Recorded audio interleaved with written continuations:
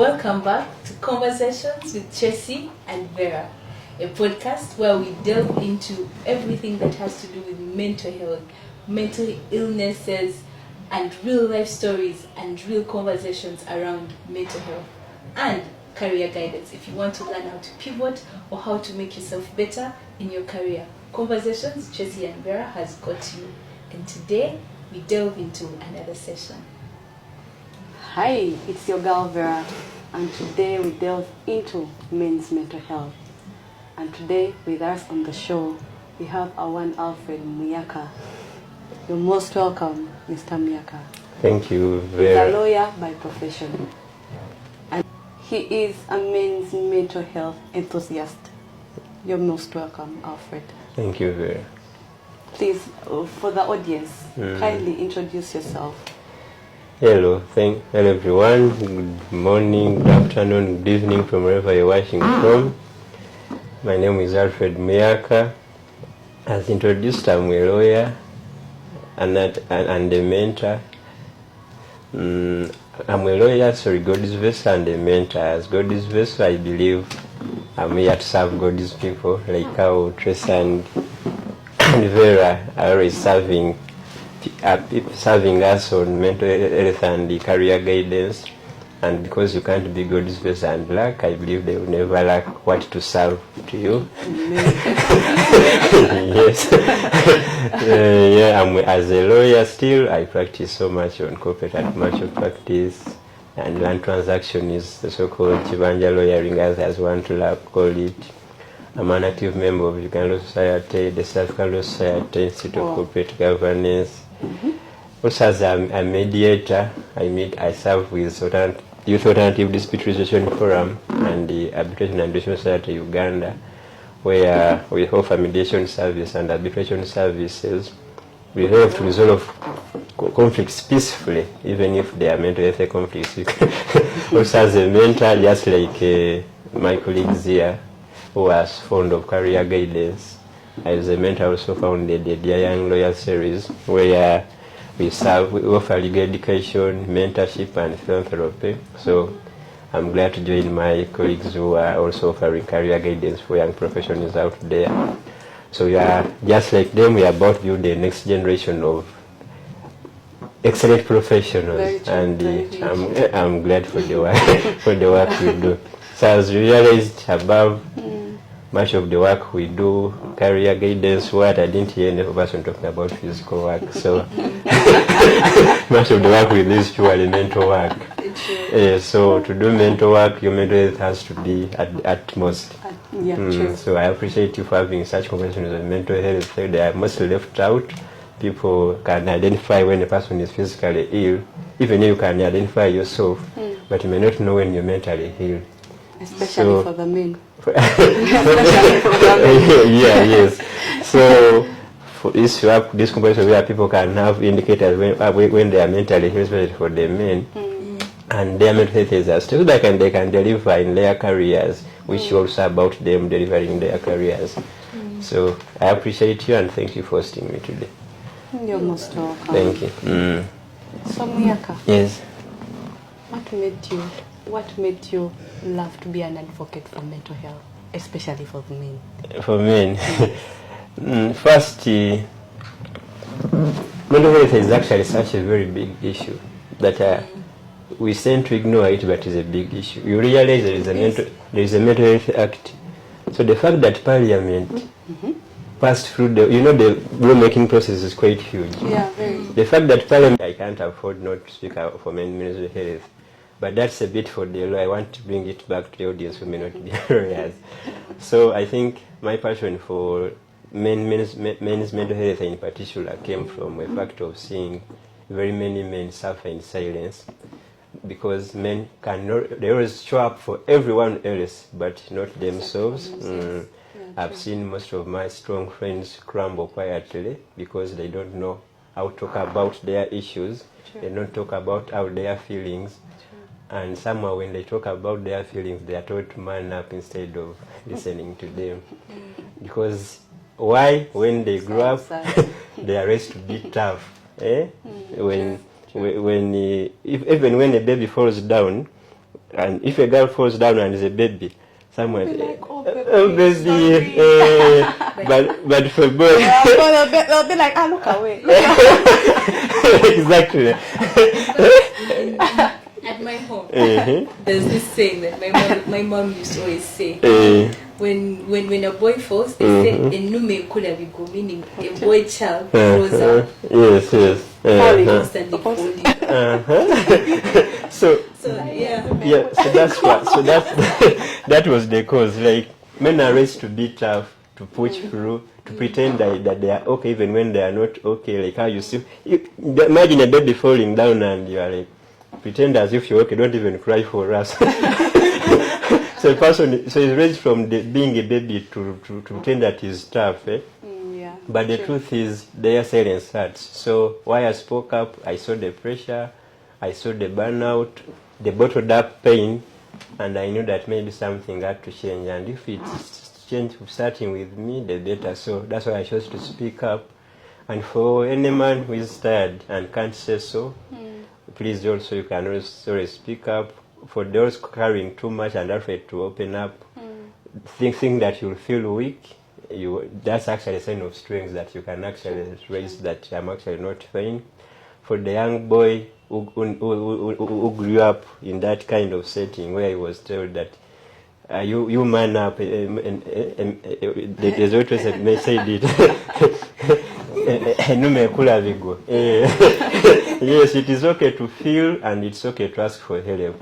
So I believed men's mental health matters, and if my voice can help one feel seen, heard, or understood, then we shall keep speaking, and that's why I think I woke up to start speaking about it. Oh, that's so beautiful. Yes. So Alfred, yes. Just like you've just shared, in the conversations we have had outside of this recording room, most of the men, whenever they're told about mental health, they think one thing: you're just going to teach men to be weak. That's what most of them say. Yes. So I would like to know, in your opinion, what do you think is the main stigma around men? What are those things that make men fear to share what they're going through, whether it is to a fellow man or to people? Some people even fear therapy. What do you think causes that stigma around mental health? I think what causes up the stigma is that bit of man up, which comes from growing up, of telling them to man up from childhood. And then they grow up to have silent pain. The same man showing up to work with a smile while breaking inside. It sounds like jokes that shame men for being too emotional. So phrases like be a man, as if being a man means being silent. So the stigma shows up in those small ways of being told to shake it off, rub it off, being called weak for crying. Well, they're just tears. You can't control them. Exactly. A man can as well cry. So there's no weakness in you crying. Yes. Feeling like you always have to hold it together even when you're falling apart. Because life can knock you left, right, and center, and everything is not making sense. But just because you are told that as a man everything should make sense, so you'll be in your silent pain. So, and even that part of many men still fear being judged or seen as less just for admitting that they are struggling. But who is not struggling, really? Even the so-called rich people are struggling. If you get to speak to them, I speak to, let me say, those seniors, and like that one, his life is really out there. Achikuba is coming, is parking until you like, your is against me. My wife will like, you think he comes to come to work early because he wants to work. The things you run away from home or what. But meanwhile, you're seeing him all feeling like everything is together yet it's breaking. So I think that's why that's the kind of stigma, the kind of man up, shake it off. You may be called for crying, weak for crying. You can't simply be holding it together. You're only human, just like any other person. So I hope that one answers your question. Yes. So Alfred, what you're trying to tell the people, our viewers, is crying is okay. Men crying it is okay. Yeah? It is very okay. Very okay. Please affirm it to them. When to cry, it is okay. They don't need to cry in public for everyone to see them. They can be in their rooms and actually men cry themselves to sleep. Oh. There are people who cry themselves to sleep. I thought it only applies to women. But now because of the stigma, actually, why you want things like it? They only cry yourself to sleep, and maybe you have someone like your girlfriend, your wife, you'd be even a bit vulnerable. And one day, me personally, I have a friend. I tell when I'm not fine. He'll wake up one day and I'm like, Alfred, where are you? I'm going to Ginger. So Ginger is where my mom is. So what have you going to say? I'm going to see my mom. I only need a hug and I come back. That's where you went. Yes.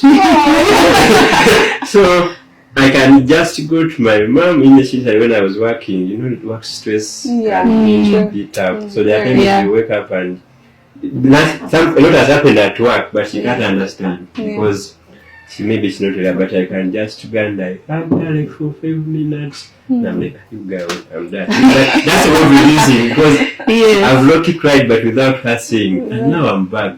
And you're very okay. Yeah, so when you have how you feel better when you're not mentally well, whatever coping mechanism you have, you're only human and then you come back strong. Yes. So there's a question you asked that maybe I lost it in between. I asked if it's okay for me. That was my question. It is okay for men. They don't have to cry physically. You can even cry in your bedrooms.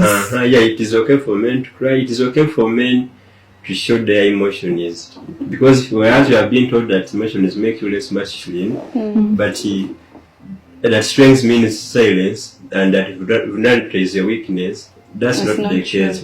So you can't keep to grow up while hiding what hurts you. You can't remain to stay quiet, to pretending that you're okay while you're breaking inside. Because the truth is, men when you keep silent, you're necessarily avoiding help as if you don't want it, yet you really hard you want it. You are avoiding to open up emotions because you have been told that you have it all together or you don't need help. But we need to change that message. We need to remind men that talking is strength, the healing takes courage, and those feelings, when you express them, don't make you less of a man. Does it makes you less of a human? Like if I go back and maybe my mom is my emotional bag and I cry, does it make me less of a man? And I will come back actually. Maybe after the weekend I'll come back on Monday when I'm in very hard spirits. No one will know, but at least I have a person I came and went vulnerable. So if the matter which person is, be your mom, your girlfriend, whoever, and you loosen up, you come back to normal and your mental health is at top key to get back rolling. Yes. So Alfred, I'd like us to delve more. You hinted slightly on the silence that comes with men's mental health, how sometimes that affects them. Can we delve more into it? Do you have an experience of what silence looks like when it comes to mental health? Do you have an experience where you went through something and you first kept it to yourself? For a very long time. Or if you know someone who went through something, a fellow man, went through a very bad break in life, and instead of seeking help or finding a coping mechanism, they just went silent. And what did that look like, or how did it affect them? Well, I have a friend. You see, because men are told to hold it together. I have a friend, I think I'll speak to that article briefly, but I have a friend who, because he holds it together, when that strong is the strong friend in the group. The friends. So because he's the strong friend, whenever each person calls him, he calls him when he needs help. But because he just holds it together, so at one point it's like, when I receive a call, I just know someone is asking for help. When I send message even before I open it, I just know someone needs my help. So whenever, before even picking up or receiving a message, I just know not another person is coming for help because I'm the strong friend. So what they think I'm a strong friend is I thank God probably I have the resources, because their help is mostly financial. So I have the resources to help them whenever they can. Or sometimes I have the knowledge, like the career guidance to give to them, or the solutions to give to them. But then when I reflect, who gives me the same career guidance when I need it? Like, who just calls to say, today I just called to say, how are you? No one. Exactly. Today I just called to say, are you okay? Are you fine? Yeah. We have always called you only for help. Today I want to take you out, just have a drink and see things laugh it up. Yeah. Because you can't be, because you all exist together, you can't be year in, year out and everything is in perfect plan. So even in your money making, where you get money, there are things which go wrong. But because someone only comes back with the strong friend, so I think that's one experience. So because of that, he was bottling up things, he was carrying his pain in silence. The work where he goes to get the money which you call for helping, a lot happens, but he can't tell anyone because he's a strong person. So It's a strong the friend. silence became part of it, and eventually he kept up with withdrawing from everyone. And at one point he's like, you guys, you don't know me, but you're my friends. Okay, so what do you know about me? Do you even know where I work? Do you know how much I earn? But what kind of friends are those? Yes, because why they are those is because they didn't look out the other part of you. They looked out for the strong part of it that was it all together. So if I don't see you trying to care about those little details, then obviously I won't open up to you. Especially the fact that I grew up being told to remain silent and to hold my things myself. So if you don't ask me, or if you don't show that you care about that part of me, obviously I may not. So I think, I don't know whether that answers the question of the experience, kind of, but that was the experience. So you say cool, and that's another problem to solve. You see, a message, before you open it, you just know. This one also wants help. So when the person really later on spoke up, eventually it changed. People can go to say hi. There's another thing which trended. There's a journalist. I don't know whether you guys saw it, but he had sent money to someone and he didn't acknowledge the receipt of that money. And then he had to call and say, what have you done? So imagine such a scenario. You even have to call To first ask him. Or you even have, sometimes, maybe that's at least that, but there are times even when you have the money to help someone, and because you have to be a man and to be a real provider, and I think even the part of providing, I think it is gained somewhere. So when you feel like you want to even give generously, you're like, she may think that money is little, I will keep it myself. Because actually that's the point of, you avoid those things of, Okubye kaka, so why I got you 20,000? Is that money? Imagine that. Was it on Twitter? Exactly. Okubye kaka, say if I received you 20,000. 20,000. 20,000. You don't know where this person actually got the money from. You see, exactly. I woke up, I even sacrificed my country and so it's the person who can never talk to you about if I'm having what challenges, if I'm having challenges, I'll just keep them to myself. And I get withdrawn, and then you get with me when you don't know me. And that happens to most men. So I think that's the real experience. I think even you have experienced, but maybe you have never seen the money side. Never. I have one more question in that regard. Yes. Do you think that the unappreciativeness of the people that men always have to take care of contributes to their stigma in the stigma around mental health, or around them opening up when it comes to what they are going through? Like the example you've just given, like Alfred, you send me a 20k and I'll ask you if you think 20k is a lot of money. Do you think that that's one of the things that deters men in communities like the fathers from opening up and seeking help or having conversations about? Because if a person is showing that he can't appreciate that, so why would I wake up and tell you what I'm facing at work?